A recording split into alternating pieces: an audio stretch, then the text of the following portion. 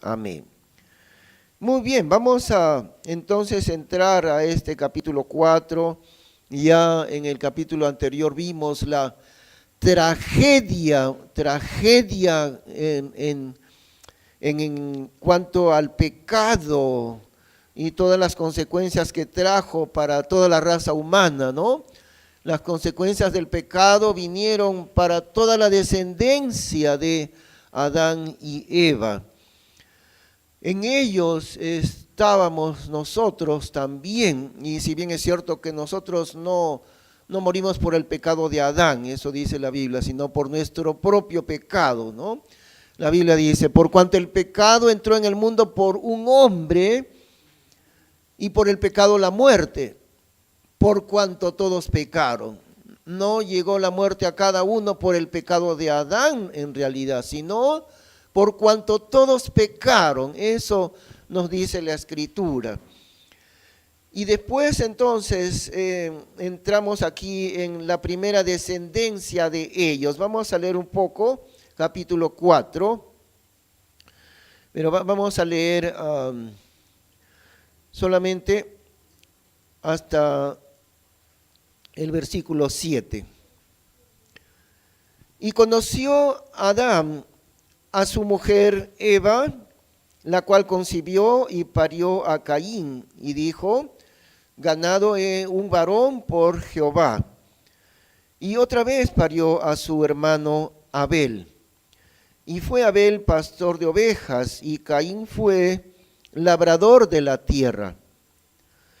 Y aconteció al cabo de días que Caín trajo del fruto de la tierra un presente a Jehová. Y Abel trajo también de los primogénitos de sus ovejas y de sus grosuras. Y miró Jehová a Abel y a su presente, y a Caín y a su presente no miró. Y ensañóse Caín en gran manera y decayó su semblante. Entonces Jehová dijo a Caín, ¿por qué te has ensañado? ¿Y por qué ha decaído tu semblante? Como no serás ensalzado si bien hicieres, y si no hicieres bien, no estarás echado por tu pecado a la puerta. Con todo esto a ti será su deseo, y tú te enseñorearás de él. Entonces los primeros hijos, la tragedia del pecado llega a ser tan grande que el primer hijo de ellos, de Adán y Eva, es al mismo tiempo el primer asesino, porque el primogénito de Adán y Eva fue Caín. El primer asesino en el mundo entero fue el primer hijo de ellos. Las consecuencias terribles del pecado se comienzan a mostrar desde el primer momento. Y esta palabra, y conoció Adán a su mujer Eva, ¿no? Es una palabra que se repite diversas veces en la Escritura y se refiere a conocerle sexualmente, en ese sentido. Muchas veces es repetida esta frase, conoció a su mujer, y la cual concibió y parió a Caín, y dijo, ganado he un varón por Jehová. Y el segundo hijo, y otra vez parió a su hermano Abel, y fue Abel pastor de ovejas, y Caín fue labrador de la tierra. Ahora, no había nada malo en ninguno de los dos trabajos, ¿no? A Abel le gustó criar ovejas y a Caín labrar la tierra. Hasta ahí todo está bien. Y toda persona tiene algo que le gusta realizar, algún campo de trabajo que le ha de gustar. Así ha hecho Dios a las personas, ¿no? Y Dios ha hecho a todos diferentes también. Entonces hasta ahí todo va bien, porque Caín se dedica a labrar la tierra y Abel más bien a las ovejas. Ahora versículo 3, y aconteció al cabo de días, después de mucho tiempo, ¿no?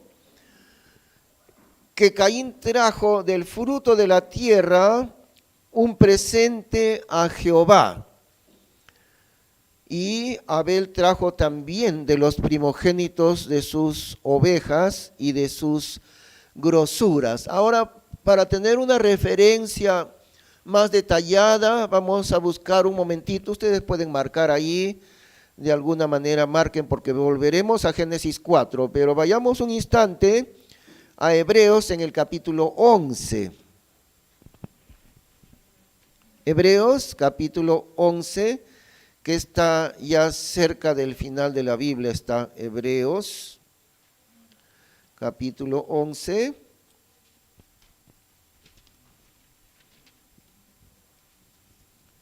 Y allí encontramos en el verso 4 una mención muy importante al sacrificio de Abel.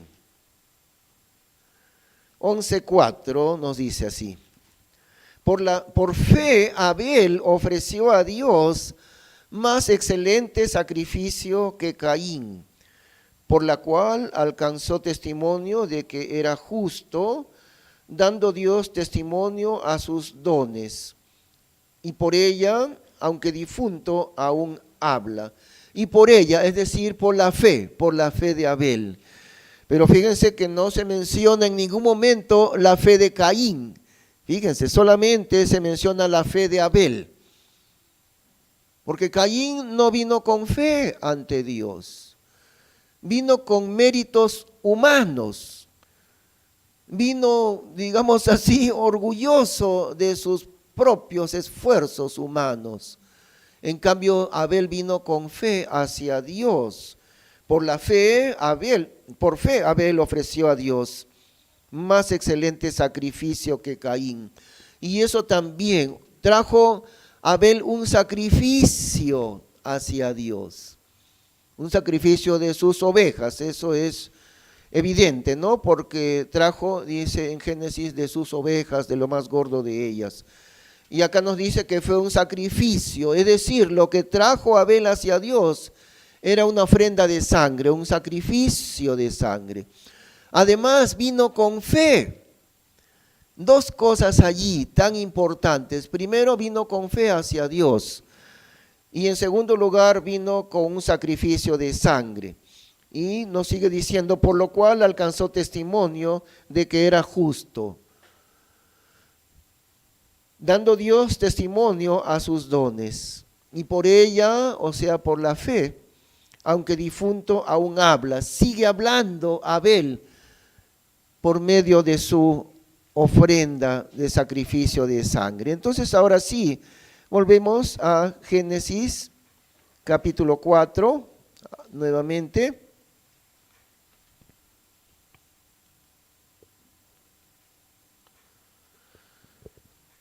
Podríamos darle un título muy, muy expresivo a todo este capítulo, y el título le podríamos poner dos religiones, solo dos religiones mundiales,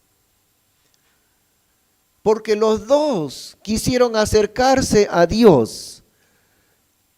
Y en primer lugar se menciona a Caín, ¿no? En ambos casos, en su nacimiento y en las ofrendas que él trajo para Dios. Los dos quisieron agradar a Dios, los dos quisieron acercarse a Dios. Y recuerdan que habíamos dicho que en estos capítulos primeros de Génesis se traza un patrón que continúa en el mundo entero a lo largo de miles de años. Bueno, han pasado ya 6.000 años desde el inicio del mundo, desde Adán y Eva. Estamos a 6.000 años de distancia de Adán y Eva. 4.000 años hasta la venida de Cristo y 2.000 años más en nuestra época, ¿no? Entonces, un total de 6.000 años. Eso es la cuenta de los siglos y de los años en la Biblia. No aquellas lucubraciones fantasiosas y mentirosas también, ¿no? Diciendo de que el hombre tiene en el mundo 100 millones de años y cosas por el estilo, millones y miles de millones de años, no son verdad ninguna de esas elucubraciones. Hemos ya hablado en otros momentos, no hay tiempo ahorita, pero hemos hablado ya que la evolución, famosa evolución, en 2 o 3 minutos se deshace y se cae toda la argumentación de la famosa evolución, ¿no? Eso lo he mencionado varias veces, pero igual también, no solamente esa necedad de la evolución, sino también todos esos cálculos, supuestos cálculos de que el hombre tiene en la tierra millones de años. No, hay una cuenta exacta de los siglos y de los años en la Biblia. Y aunque no sea tan exacto el número de años, pero sí es bastante aproximado el conteo que se hace de los años en la historia bíblica. 4.000 años hasta la venida de Cristo y 2.000 años más hasta el tiempo de ahora. Han transcurrido 6.000 años en la historia del hombre. Y durante 6.000 años, este patrón de 2 religiones mundiales, así le llamamos y vamos a explicar ahorita por qué. Es decir, no hay, en el mundo debe haber miles de religiones, no solamente cientos, hay miles de religiones en el mundo. Pero hay una cosa, que cuando estudiamos la Biblia entendemos que en realidad no hay miles de religiones, sino solamente hay dos únicas maneras de acercarse a Dios. Una es por la fe en la sangre de Cristo, por la fe en la persona de Cristo y en su sangre preciosa derramada por nosotros. Y eso es a través de la fe. Por eso dice Hebreos 11, ¿no? Por la fe Abel ofreció a Dios más excelente sacrificio que Caín, dando Dios testimonio de que era justo. Y Abel no era justo, ni nosotros tampoco, pero de la misma manera que Abel, hemos venido por la fe al Señor Jesucristo y por la fe en Él hemos sido declarados justos, no siendo justos nadie de nosotros. Sin embargo, solamente por la fe en el Señor Jesús y en su sangre, Dios nos ha declarado ser justos, que no lo somos, pero Dios declara que a través de la fe, gratuitamente, fuimos declarados ante el juez celestial y eterno. Él ahora nos considera, esta persona es justa. ¿Realmente lo es? Pues no, ni usted ni yo, no somos justos. Y sabemos bien que no lo somos. Sin embargo, Dios ha dicho, este hijo mío, por haber creído en Cristo, está considerado enteramente justo. Ahora esta persona, solamente por la fe en Cristo, nada más, solamente por la fe en Cristo, es considerado delante del juez celestial, sin pecado, como si nunca hubiera pecado, porque sus pecados han sido lavados por la sangre preciosa de Cristo. Cuán difícil a veces se hace al hombre entenderlo. No somos justos, pero ¿qué dice en Hebreos que acabamos de leer? Por la fe, Abel ofreció a Dios más excelente sacrificio que Caín, dando Dios testimonio de que era justo. ¿Por qué Dios testifica que Abel es justo? Solamente por la fe que tuvo, porque ese sacrificio de sangre, de ovejas, señalaba directamente al Cordero de Dios. Aún no venía al mundo el Cordero de Dios, claro, pero representaba ese Cordero, ese Hijo de Dios, ese Cordero que vendría más adelante, por supuesto, ¿no? Así que por la fe en Cristo, Abel fue declarado justo, dando Dios testimonio. El juez supremo del universo entero, Él el que tiene el juicio en sus manos, él mismo dio testimonio de que Abel era justo. Algo que es tan maravilloso para entenderlo y que en realidad no se puede entender, ¿no? ¿Cómo es que Dios al pecador lo declara justo solamente porque creyó en Cristo? Pero es así, exactamente así. Ese es el misterio y la maravilla de la manera como somos declarados justos ante Dios. Ahora hay muchos creyentes todavía que piensan, ¿no?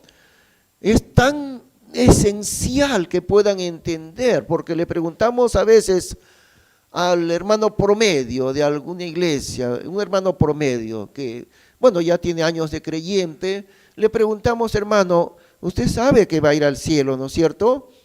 A veces el hermano comienza a dudar y se pone a pensar, no soy tan bueno para ir al cielo, y otra vez de nuevo está en el camino de las obras, ¿no? Porque en lugar de decir, Dios me declaró justo por la sangre de Cristo, en lugar de pensar eso, cuando le preguntan, usted va a ir al cielo, ¿no es cierto, hermano? Y se pone inmediatamente a pensar, no soy tan santo, no merezco ningún cielo que Dios me dé. Y entonces demora mucho en contestar y de repente contesta tal vez. ¿Y por qué contesta tal vez? Porque todavía no ha entendido esto justamente, la justificación de nuestros pecados, gratuitamente por la sangre de Cristo.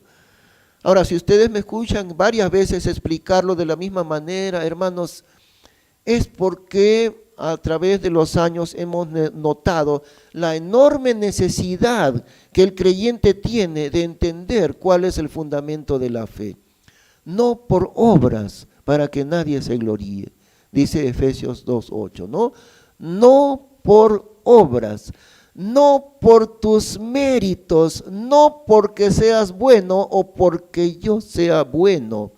Y la razón es que la Biblia dice que no hay justo ni aún uno solo. Y entonces la manera de ser salvo es únicamente por la fe.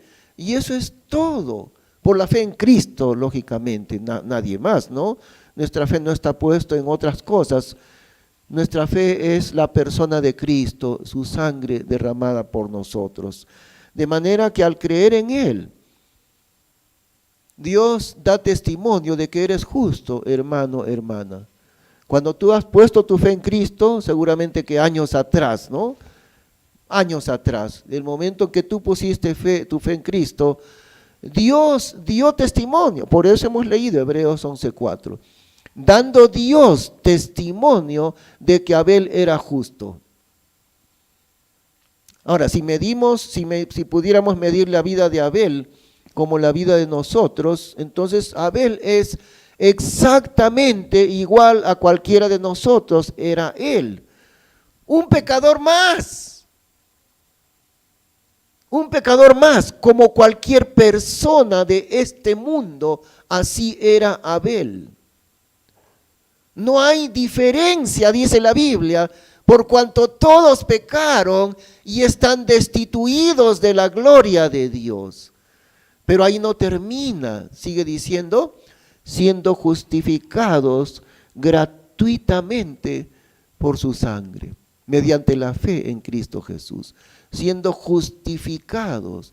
Entonces, ¿qué quiere decir justificado? Declarado justo ante Dios. Es como que el juez, ¿no? Digamos acá en el Perú, creo que existe la Corte Suprema de Justicia en el Perú, ¿no? Y no sé si habrá un solo juez para un caso especial o será un grupo de jueces, no sé, pero sí existe la Corte Suprema de Justicia. Ya no hay más instancia superior a eso, la Corte Suprema. Entonces, la Corte Suprema, supongamos, hay un asesino, ¿no?, que asesinó a 5 personas, pero la Corte Suprema lo declaró inocente. ¿Y cómo puede la Corte Suprema, que es la máxima instancia judicial, declarar a un asesino convicto y confeso mató a 5 personas, pero la Corte Suprema declaró que este hombre es inocente, que nunca cometió ningún asesinato. Eso es exactamente lo que ha hecho Dios con cada uno de nosotros. ¿Por qué razón lo ha hecho? Por haber puesto nuestra fe en Cristo. Nada más, eso es toda la razón, por haber puesto nuestra fe en Cristo. Dios declara, el juez supremo, la Corte Suprema de Dios, digamos así, declara, este hombre nunca cometió pecado. Este hombre, porque creyó en Cristo, es declarado judicialmente ante Dios. Nunca cometió un solo pecado. Bueno, a veces hay hermanos que todavía no entienden y al escuchar esta explicación, primero se van a sorprender mucho y después van a querer contradecir lo que acabamos de explicar. Pero otra vez, recordamos lo que acabamos de leer, ¿no? Lo que Dios hizo con Abel. ¿Qué hizo Dios con Abel? Dando Dios testimonio de que era justo. ¿Qué significa ser justo? Sin pecado. Eso es lo que significa. En la Biblia, ser justo significa sin haber pecado nunca. Y el único justo en este mundo fue el Señor Jesucristo. Ahora nosotros no somos justos, no podemos ser perfectos en dejar de pecar. Eso lo sabemos de sobra. Sin embargo, lo que Dios hace es declarar en su ley, en su justicia divina, declarar, esta persona ahora es considerada justa, como si nunca hubiese pecado. Eso es la justificación. Por eso Dios usa la figura de la nieve, ¿no? Vayamos un momentito a Isaías capítulo 1. Por eso Dios usa esa figura de la nieve, Isaías 1:18.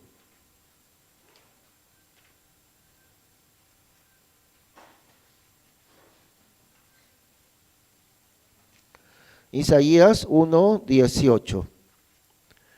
Y ahí leemos así: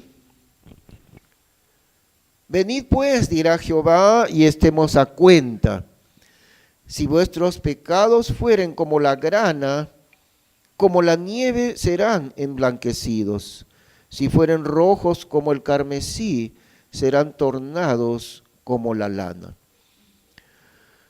Yo no sé si habrá algo en la naturaleza que sea más blanco que la nieve. Me parece que no hay nada más blanco y resplandeciente que la nieve, porque los físicos dicen que la medida del albedo de la nieve, el albedo es una medida de la reflexión de la luz, y no estoy completamente seguro, pero me parece que no hay ninguna otra sustancia con un albedo tan alto como la nieve.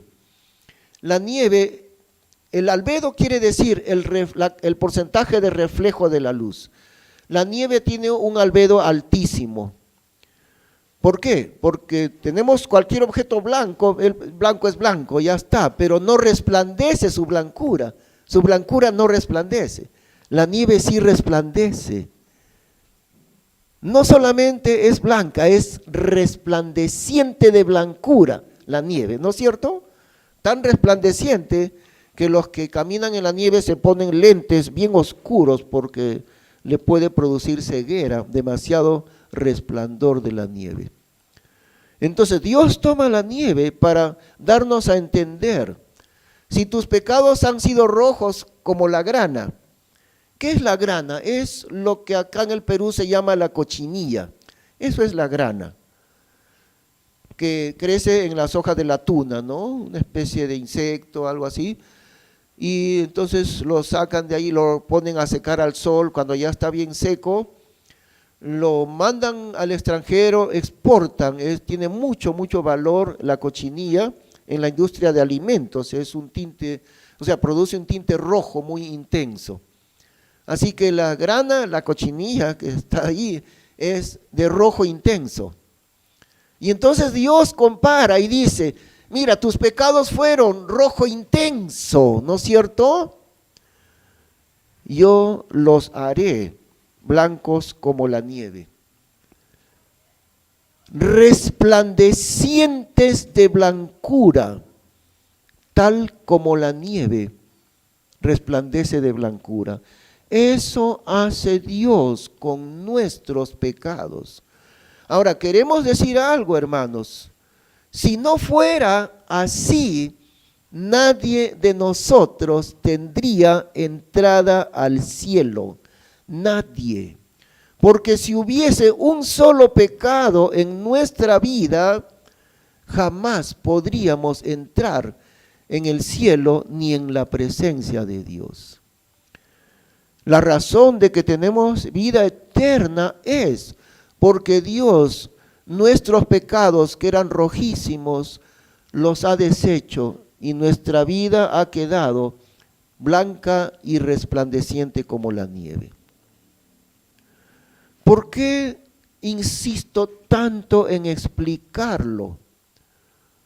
Porque todavía vemos a muchos cristianos sin entender la obra de justificación que Dios ha hecho.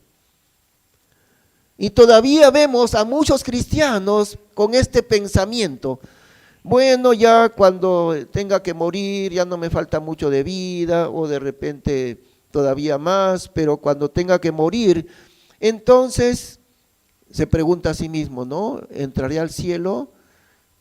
Tal vez. Y está pensando que su entrada al cielo depende de la manera en que vive o cuán fiel esta persona es al Señor. Todavía está basando su vida en las obras para poder agradar a Dios. Todavía está pensando que si es perfecto en fidelidad a Dios, entonces entrará al cielo. Pero si no es perfecto y si falla mucho en su fidelidad a Dios, no va a entrar al cielo. Por eso insisto tanto y tanto, hermanos, porque aún todavía hay ese pensamiento en muchos cristianos. La necesidad de entender en qué consiste la justificación que Dios hace por nosotros, ¿no? Espero que lo estemos comprendiendo, es crucial entenderlo. No por obras para que nadie se gloríe. No es por las obras que tenemos vida eterna, sino gratuitamente por medio de la fe en Cristo. Y eso es todo. Una de las mejores ilustraciones es lo que Jesús le recuerda a Nicodemo, hablando con este doctor de la ley, ¿no? Este doctor de la Biblia, Nicodemo.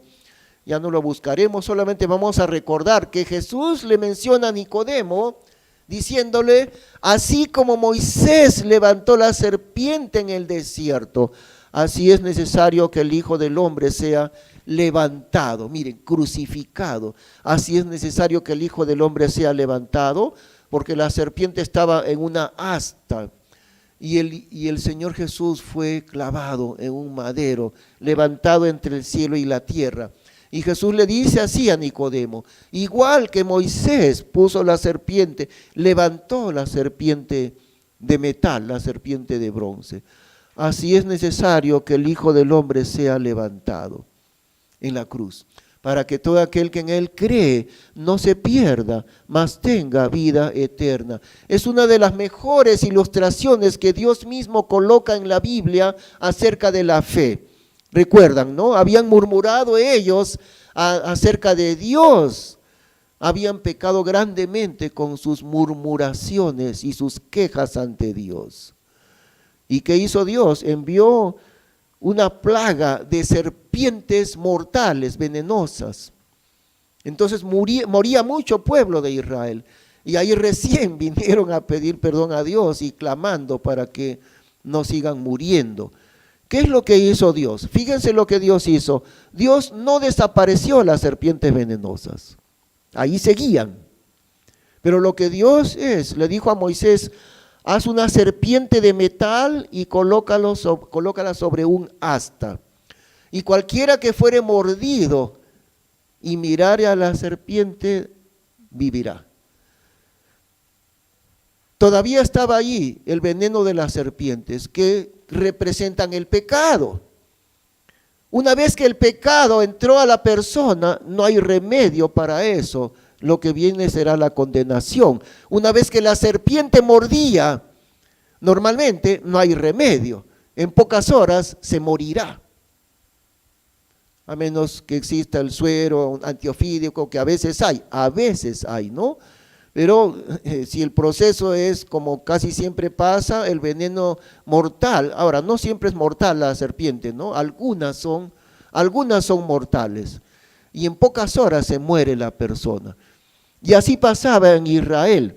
¿Cuál era el remedio que Dios puso? No les hizo tomar ningún remedio, no desapareció a las serpientes. ¿Qué hizo Dios?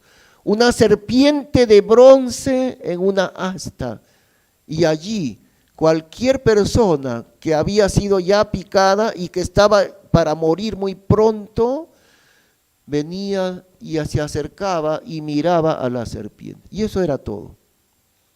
Incluso un niño podía hacerlo. Digamos un niñito, 1 año, 2 años, ¿no? Fue picado ese niñito de 1 o de 2 años.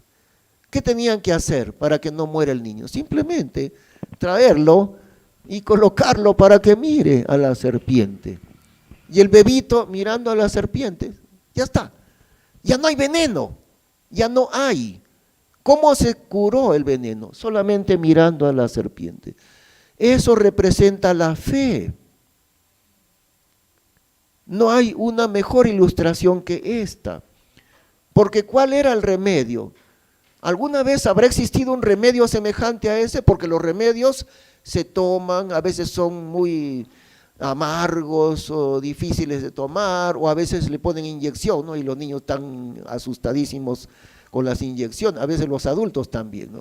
A veces hombres muy valientes, la inyección, están medio llorando el hombre valiente por la inyección. Y esos son los remedios. Pero miren el remedio de Dios para el pecado, porque ese veneno mortal representa el pecado. ¿Cuál era el remedio de Dios? ¿Habrá algún remedio, habrá habido alguna vez más sencillo que este? Venían a la serpiente de bronce, miraban, ya está, eso era todo. No había ya veneno, no había muerte. ¿Qué cosa representa mirar a la serpiente de metal? Creer en Cristo, poner mi fe en Cristo, y eso es todo. Cuando pongo mi fe en Cristo, desapareció el veneno mortal del pecado, desapareció el poder mortal del pecado. ¿De qué manera desapareció? Por mirar a Cristo. Lógicamente no con los ojos físicos, ¿no? Porque tendríamos que mirar al mismo Señor Jesús. No representa eso, sino representa la fe. Y mirar con los ojos de la fe, mirar espiritualmente por la fe al Señor Jesús, clavado en la cruz por mis pecados. Mirarle a Él con los ojos de la fe. Eso es todo. No hay más poder mortal en el pecado que nos llevaba a la condenación. Miren, hemos tratado de explicar, ¿no? Y esperamos que ustedes todos lo puedan entender. Porque como vuelvo a decir, ¿cuántas veces me ha sucedido? Le preguntamos al creyente en Cristo sobre la vida eterna y le decimos, no hermano, usted tiene vida eterna, ¿no es cierto? Primero que comienza a dudar, no sabe qué contestar. Hermano, usted tiene vida eterna, ¿no es cierto? No sabe qué contestar, no está seguro de nada, no está seguro si tiene vida eterna. Y la pregunta no es, usted es bueno y fiel y santo, hermano, ¿no es cierto?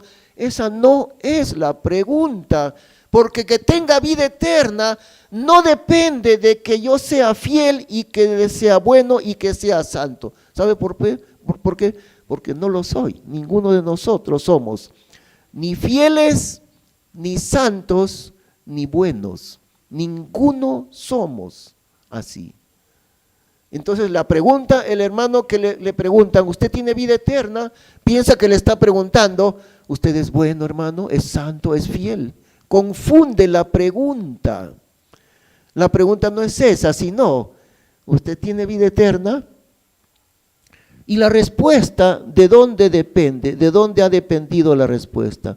De su fe en Cristo. Y si el hermano puso su fe en Cristo, la respuesta es 100% sí. ¿Tiene usted vida eterna? Sí. Y seguimos con una segunda pregunta. ¿En base a qué tiene vida eterna? Y el hermano podrá decir, en base a que Cristo, santo y perfecto, Él pagó mis pecados. Ahí está. Voy al cielo no por mi justicia, sino por la justicia de otra persona. Dios me atribuyó la justicia de otra persona. La justicia de Cristo me fue atribuida. Y por eso voy al cielo. Recién estamos entendiendo completamente bien lo que es la justificación por la fe, ¿no? ¿Por qué voy al cielo? ¿Porque soy bueno? No, no. Porque no soy bueno, ni nadie lo es. Voy al cielo porque Cristo fue bueno y fue santo. Y Él pagó todas mis culpas. Así que yo voy al cielo por los méritos de Él, no por los méritos míos. Ahora otra vez estamos entonces en Génesis capítulo 4. Veamos otra vez, vayamos allí.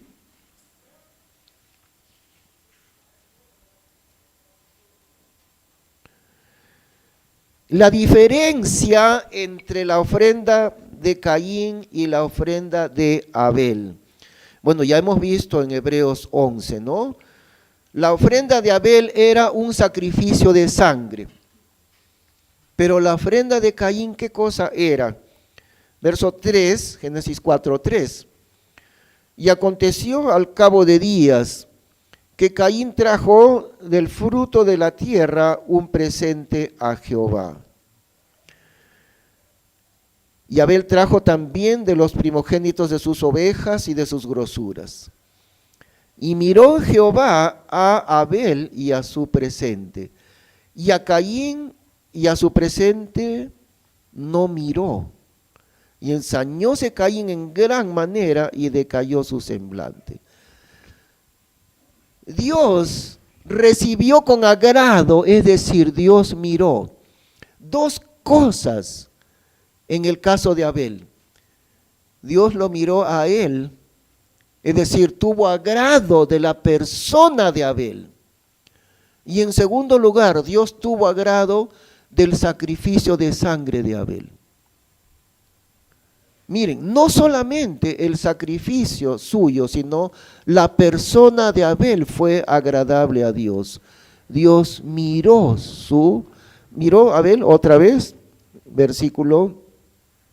al final del versículo 4 que dice, y miró Jehová a Abel y a su presente.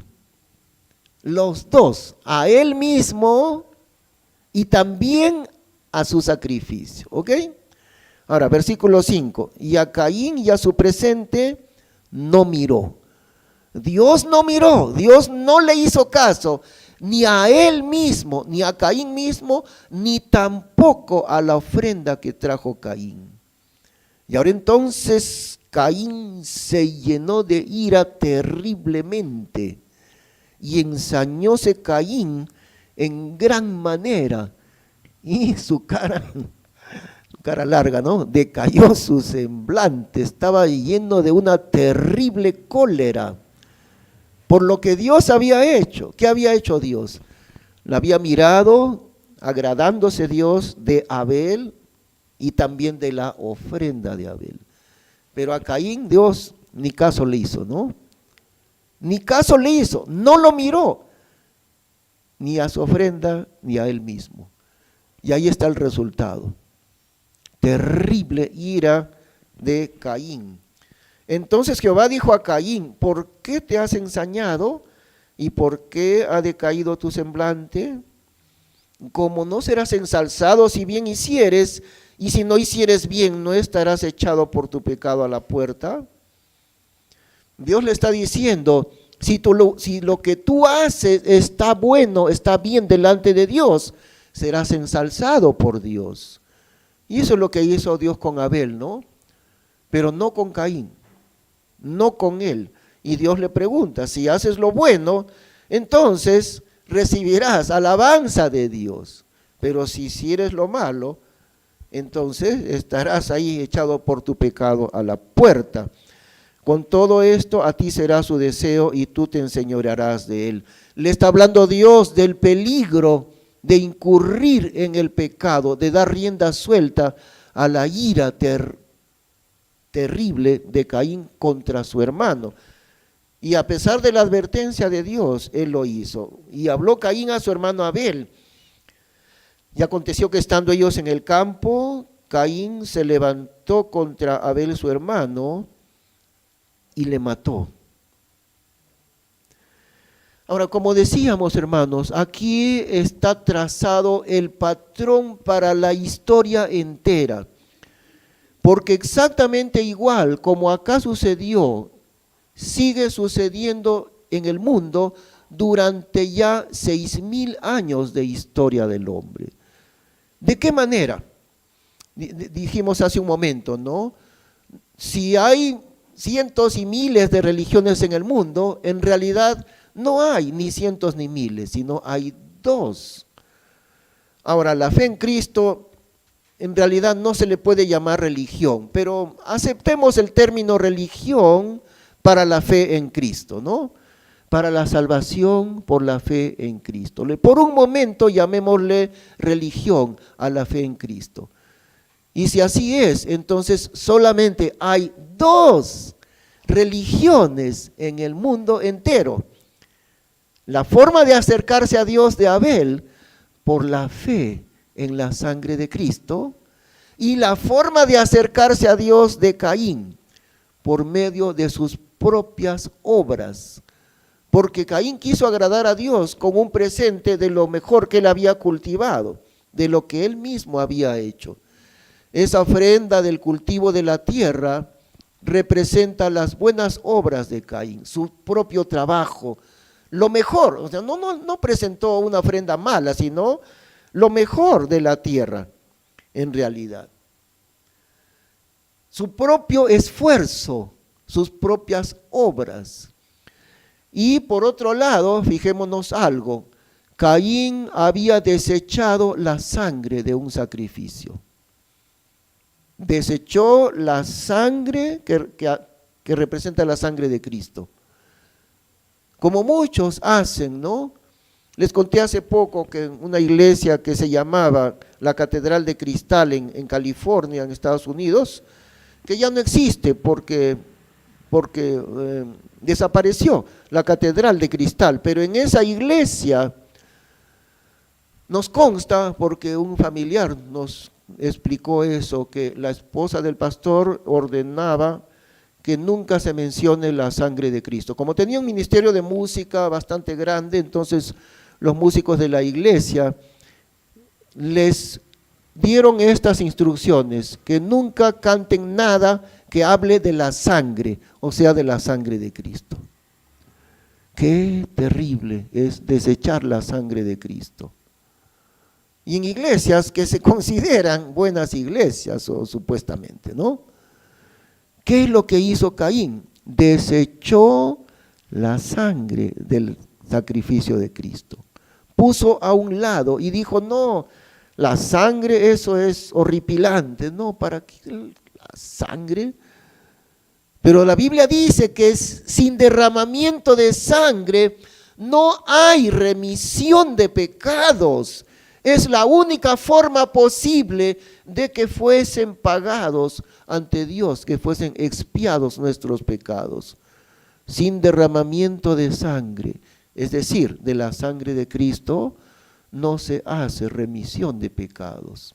Y Caín menospreció la sangre de Cristo y desechó ese sacrificio de sangre. Y presentó a Dios lo que era supuestamente lo mejor de lo que él había cultivado. Entonces, dos formas de acercarse a Dios, entre comillas, dos religiones solamente a nivel mundial. Una, por la fe en Cristo, por la fe en la sangre de Cristo, sin méritos humanos, sin las obras humanas, únicamente por la fe en la sangre de Cristo. La otra forma abarca aquellas miles de doctrinas y religiones. Por eso decimos, no hay miles, solamente hay dos. Una por la fe en Cristo y la otra desechando la sangre de Cristo. Porque si ustedes comienzan a examinar, hermanos, toda religión falsa pone a un lado la fe, pone a un lado la sangre de Cristo. Y lo que hace es inventar obras y méritos humanos para querer llegar a Dios. Todas las religiones desechan la fe y la sangre de Cristo. Uno puede examinar una tras otra, toda religión falsa. Y tienen muy distintas creencias, ¿no? Religiones, por ejemplo, hindúes, tienen toda clase de ídolos en India. Adoran a las vacas vivas y no pueden hacerle nada a las vacas. En Egipto adoraban a los gatos y ahí nuestros antepasados en el Perú adoraban a un sinnúmero de animales, ¿no? Y como Dios principal también el sol y la luna y todo eso. Se caracterizan por lo mismo, desechan completamente la manera de llegar a Dios, la manera que Dios ha establecido. Dios ha establecido que hay una sola manera de llegar a Él, es por la fe en el Cordero de Dios, Cristo Jesús, el único camino a Dios. Y no es por las obras humanas, no es porque yo sea bueno, no es porque trate de ser fiel. No, ese es un camino trágico, pensar que porque yo voy a ser fiel, aunque no sea perfecto, pero trataré de ser fiel. Por lo tanto, Dios verá mis buenas obras y me recibirá. Trágica equivocación que nos lleva al infierno directamente. Toda religión mundial hace lo mismo. Aunque tengan muy distintas doctrinas y muy distintos dioses, o aunque hablen de un Dios verdadero, siempre hacen lo mismo. Desechan la fe y se basan en los méritos humanos. Y al desechar la fe, también desechan la sangre de Cristo. Por eso decimos, ¿no? Una sola manera verdadera de llegar a Dios. Y las otras miles de religiones pertenecen al camino de Caín. Ahí está. Por eso está escrito en Génesis capítulo 4. Solamente hay dos maneras de acercarse a Dios. ¿En cuál de las dos estás tú? Por la fe en Cristo, gratuitamente justificados por su gracia, o porque piensas que eres lo suficientemente bueno para que Dios te reciba. ¿En cuál estás? ¿En cuál estás? ¿En la forma de Abel, que es la forma de Dios, o en la forma de Caín? No hay otra, no hay una tercera forma de llegar a Dios, solo son dos. Vamos a orar. Gracias, Señor, por tu palabra, y te pedimos que tú hagas entender a cada uno de los que reciben este mensaje, Señor. No hay cientos o miles de religiones, solamente hay dos maneras posibles. Una de ellas es una manera falsa y que de ninguna manera conduce ante Dios. El camino de Caín, el camino de las obras humanas, el camino de los méritos del hombre, desechado completamente en tu presencia. La otra forma es reconocer lo que tu palabra dice, no por obras para que nadie se gloríe. Y a través de la sangre preciosa de Cristo y a través de la fe en su sangre preciosa. Gracias, Señor, porque nos has justificado completamente del pecado. Gracias porque lo hiciste con Abel y después de Abel lo haces con cada persona en este mundo. Lo que tu palabra dice. Por la fe Abel ofreció a Dios más excelente sacrificio que Caín, por lo cual alcanzó testimonio de que era justo. Tú mismo das testimonio de que Abel era justo, pero no era, sino que tú le atribuiste la justicia del Hijo de Dios. Gracias por esa maravilla de la justificación, Señor. Y te pedimos por alguien que necesite poner su fe en Cristo Jesús. En el nombre suyo, en el nombre santo de Cristo te damos gracias, Padre Celestial. Amén. Vamos a prepararnos para cantar el himno número 6. Les pedimos ponerse de pie, por favor, para cantar este himno.